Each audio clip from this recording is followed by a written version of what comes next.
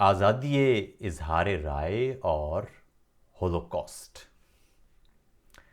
ہمارے ہاں آزادی اظہار رائے پر جب بھی گفتگو ہو، بحث کسی نہ کسی طرح جانے کیوں ہولوکاسٹ کے موضوع کی جانب مڑ جاتی ہے۔ عام افراد عموماً یہ لفظ سنتے ہی بغلیں جھانکنے لگتے ہیں اور یوں بات چونکہ چنانچہ کی نظر ہو جاتی ہے، اور مدعا یہ ہوتا ہے کہ مغربی دنیا جو آزادی اظہار رائے کا ڈھنڈورا پیٹتی ہے، وہاں ہولوکاسٹ پر بات کرنے کی اجازت تو ہے نہیں، مگر وہ ہمیں آزادی رائے پر لیکچر دینے نکل پڑتی ہے۔ ابھی چند روز ہوئے ایسی ہی ایک گفتگو کے دوران کراچی یونیورسٹی کے ایک پروفیسر نے یہی جملہ دلیل کے طور پر استعمال کیا۔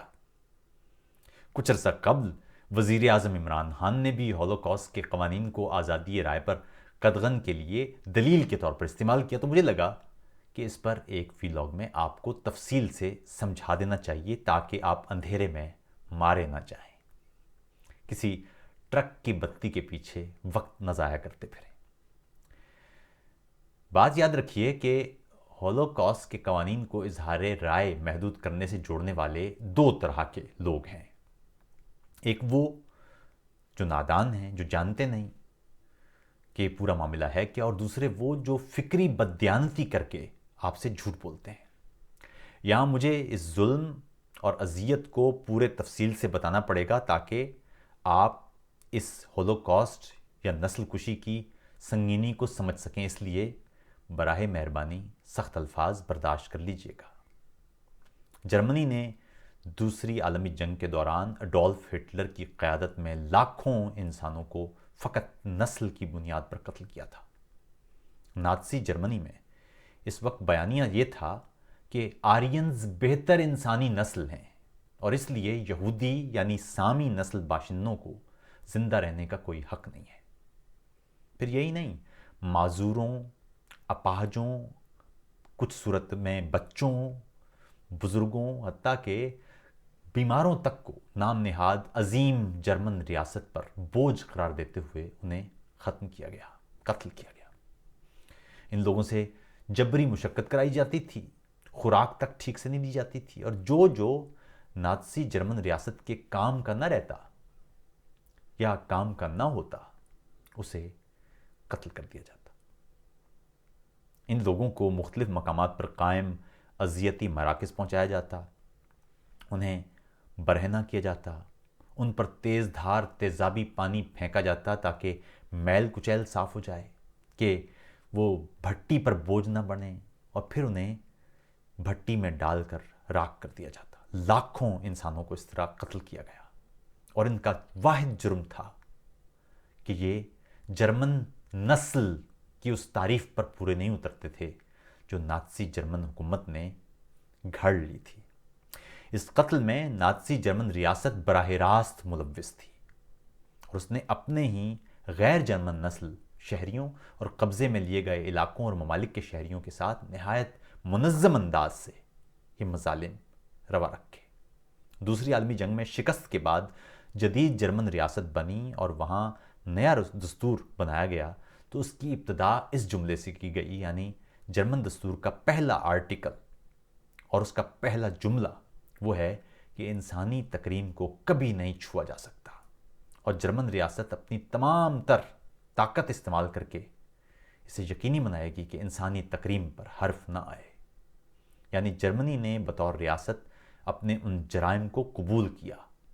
ہولوکاسٹ کا قانون یہ ہے کہ چونکہ قاتل یعنی جرمن ریاست اپنے اس جرم کا اعتراف کرتی ہے اور اس کے لیے اپنے اعداد و شمار اور دستاویزات کے مطابق اس نے کم از کم 6 ملین یہودیوں سمیت لاکھوں دیگر انسانوں کو قتل کیا، اس لیے اس نسل کشی سے متاثرہ انسانوں اور ان کے اہل خانہ کے دکھ میں شامل ہونے یا انہیں مزید اذیت اور تکلیف سے بچانے کے لیے تمام جرمن شہری اس نسل کشی کو نسل کشی سمجھیں گے اور اس قتل عام کا یا اس نسل کشی کا اعتراف کریں گے، اور اسے نہ ماننا جرم ہوگا۔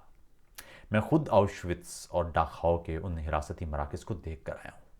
وہاں کی فضا میں اب تک ایک عجیب طرز کا دکھ اور کرب ہے جو کسی بھی انسانیت سے محبت کرنے والے کو محسوس ہوتا ہے۔ آپ ان بچوں کا تصور کریں جنہیں ماں باپ سے الگ کر کے یہاں زندہ آگ میں جھونکا گیا ہوگا. اس ماں کا تصور کریں جسے بچے کے سامنے لے جایا جا رہا ہوگا. اس معذور کا تصور کریں جسے یہی سمجھ نہیں آ رہا ہوگا کہ اسے ایک اور ظلم کا نشانہ کیوں بنایا جا رہا ہے. ایسے میں کوئی شخص اٹھے اور قاتل یعنی جرمن ریاست کے اعتراف کے باوجود فقط نفرت انگیزی کے لیے یہ کہے کہ نسل کشی نہیں ہوئی یا ان انسانوں کو ٹھیک قتل کیا گیا یا یہ جو ہوا ٹھیک ہوا یا اس سلسلے میں ابہام پیدا کرنے کی کوئی شخص کوشش کرے تو ایسے شخص کے ساتھ آپ بتائیے کیا کرنا چاہیے. اسے یوں سمجھیے, شاید اس طرح سے بہتر سمجھ آئے. طالبان نے پاکستان بھر میں دھماکے کیے, اسکولوں, مسجدوں, درگاہوں, امام بارگاہوں, چوکوں, گرجا گھروں اور دیگر عبادت گاہوں کو نشانہ بنایا اور ان کارروائیوں کا اعتراف کیا. فوجیوں کے سر کاٹ کے ان کے ساتھ فٹ بال کھیلا اور ویڈیوز بنائی. اب ایسے میں کوئی شخص آ کر یہ کہے کہ یہ لوگ قتل ہوئے ہی نہیں ہیں یا یہ سب تمام قتل جھوٹ ہے یا آرمی پبلک اسکول میں بچے مرے ہی نہیں تھے بلکہ ایک ڈرامہ ہے, کیا دہشت گردوں نے فوجیوں کے سر ٹھیک کاٹے, تو ایسے جملے ان متاثرہ افراد اور ان کے اہل خانہ کے لیے کتنی تکلیف اور اذیت کا باعث ہوں گے یہ آپ خود سمجھیے. آپ کے گھر کا کوئی شخص قتل ہوا ہو اور ٹی وی پر ایک شخص بیٹھ کر اس قتل کو جائز قرار دے رہا ہو. نیشنل ایکشن پلان میں ملک بھر میں نفرت انگیزی, فرقہ واریت اور دہشت گردی کی ترویج کے خاتمے کے لیے لائحہ عمل ترتیب دیا گیا تھا. اس کے تحت کوئی شخص اگر نفرت انگیزی یا تشدد کو ہوا دیتا ہے تو اسے دہشت گردی تک کے مقدمے کا سامنا ہو سکتا ہے. اسی طرح ہولوکاسٹ کا قانون نفرت انگیزی اور نسل پرستی کے خلاف بنایا گیا قانون ہے. دنیا کے تمام ہی مہذب معاشروں میں رنگ, نسل یا مذہب کی بنیاد پر ایک منظم انداز سے انسانوں کا قتل عام اسی انداز کی سنجیدگی کا تقاضا کرتا ہے. ہولوکاسٹ کے قانون ہی میں نے لکھا ہے کہ اس کا اطلاق ان اعداد و شمار پر نہیں ہے جو ریسرچ اور علمی مباحث کے دوران استعمال کیے جا رہے ہوں, یا ان اعداد و شمار پر اگر علمی بحث ہو رہی ہو یا ریسرچ یا تحقیق ہو رہی ہو. یعنی فقط متاثرین یا کسی مذہبی اقلیت یا کسی نسل کو نشانہ بنانے یا ہدف بنانے کے لیے نفرت انگیزی پر مبنی جملے بازی کے انسداد تک یہ قانون محدود ہے. اب آپ خود بتائیے کہ اسے آزادی رائے سے جوڑنا کوئی درست عمل ہے؟ اس کی مثال تو یہ ہو گئی کہ ٹی وی پر قصور میں زینب بچی کا بےایمانہ قتل ایک سنگین واقعہ رونما ہو اور اس پر کوئی شخص بیٹھے اور کہے کہ قاتل کوئی اچھا آدمی تھا یا قاتل کی تعریفیں شروع کر دے یا اس قتل کا ڈینائل شروع کر دے اور کہے کہ یہ میری آزادی رائے ہے. ہمارے یہاں ایک بڑا مسئلہ فری سپیچ اور ہیٹ سپیچ کو مکس کر دینے کا ہے. فری سپیچ کا مطلب ہے آپ اپنی رائے کا کھل کر اظہار کریں, مگر ہیٹ سپیچ یا نفرت انگیزی اس کا مطلب ہے کہ کسی فرد, کسی برادری یا کسی گروہ کو فقط رنگ, نسل, زبان, مذہب, مسلک اس کی بنیاد پر نشانہ بنایا جائے, تشدد کے راستے ہموار کیے جائیں. کسی بھی مہذب معاشرے میں یہ عمل کبھی بھی قابل قبول نہیں ہوتا. نفرت انگیزی کسی صورت آزادی اظہار رائے کے زمرے میں نہیں آتی. کچھ عرصہ قبل ایک نوجوان نے گالی لکھی اور نیچے لکھا, عاطف بھائی آپ آزادی اظہار رائے کا پرچار کرتے ہیں تو مجھے آپ کو گالی دینے کا حق کیوں حاصل نہیں ہے یا یہ میری آزادی کیوں نہیں ہے؟ میں نے جواب میں اسے لکھا, بھائی تمہاری آزادی رائے تو ٹھیک ہے مگر میرے لیے زیادہ پریشان کن بات یہ ہے کہ گالی تمہاری رائے ہے, یعنی تم گالی کو اپنی رائے کہتے ہو. جرم کو جواز دینے کے لیے کسی اور مجرم کے ایک اور جرم کی مثال دینا ایک گندا اور قبیح راستہ ہے. جرم کو جائز بنانے کے لیے یہ کوئی دلیل نہیں کہ فلاں جگہ بھی تو یہی جرم ہوا تھا یا ہو رہا تھا یا ہو رہا ہے. خیر, اس پر کسی اور بیٹھک میں تفصیل سے بات کریں گے.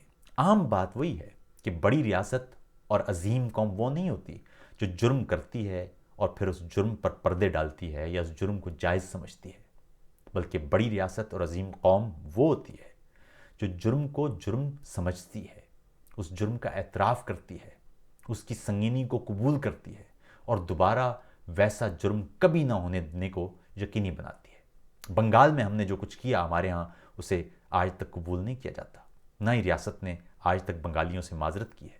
حمود اور ایمان کمیشن رپورٹ میں تفصیل درج ہے, مگر ہمیں یہی بتایا گیا ہے کہ بنگالی غدار تھے اور ان کے خلاف جو کچھ کیا گیا وہ اچھا کیا گیا.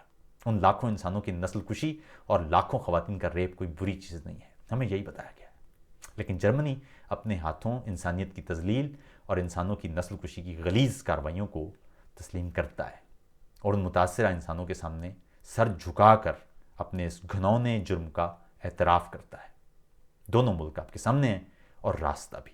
آپ خود طے کریں کہ کون سا راستہ بہتر ہے.